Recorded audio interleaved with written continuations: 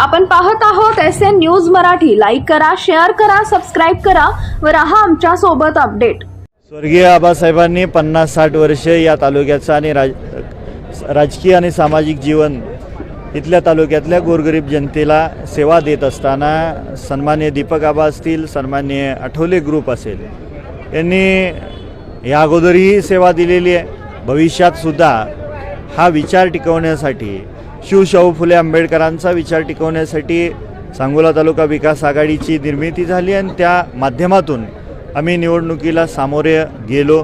पंचायत समितीच्या 14 पैकी 9 जागा निवडून आल्या। या जिल्हा परिषदेमध्ये 3 जागा निवडून आल्या। अनपेक्षित काही निकाल लागले आणि हा आनंद विजय सभा असेल, आनंद साजरा करत असताना एका डोळ्यात जरी आनंद अश्रू असतील तरी दुसऱ्या डोळ्यामध्ये सन्माननीय यशदादांचं दुःख अश्रू आहेत। आणि भविष्य काळात शेतकरी कामगार पक्ष आणि आठवले ग्रुप ती उणीव निश्चितपणे भरून काढली जाईल।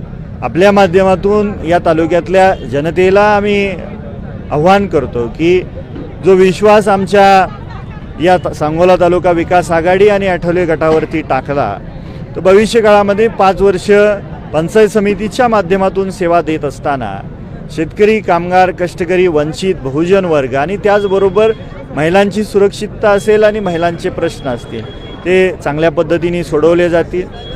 आबासाहेबांनी कायम हा महामंत्र दिला होता की विजयाने हुरळून जायचं नाही आणि पराभवाने खचून जायचं नाही। काही उमेदवार पराभूत झालेले निश्चितपणे भविष्यकाळामध्ये त्यात आमच्या माध्यमातून तीही उणीव भरून काढली जाईल।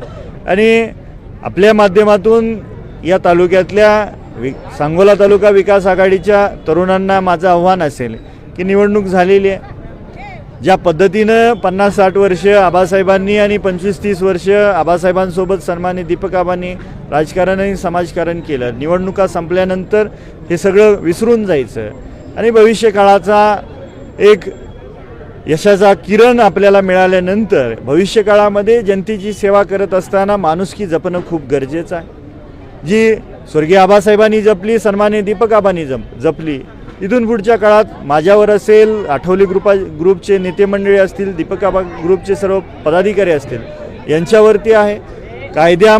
कायद्याच्या चौकटीत राहून संविधानाने दिलेले अधिकार आपण जगत असताना, त्या अधिकाराने जगत असताना गोरगरीब जनतेची सेवा करणं हा उद्देश समोर ठेवून या निवडणुका लढवल्या होत्या। चांगलं यश मिळालेलं आणि भविष्यकाळामध्ये ती सेवा आमच्या माध्यमातून दिली जाईल हा विश्वास आपल्या माध्यमातून या तालुक्यातल्या जनतेला देतो।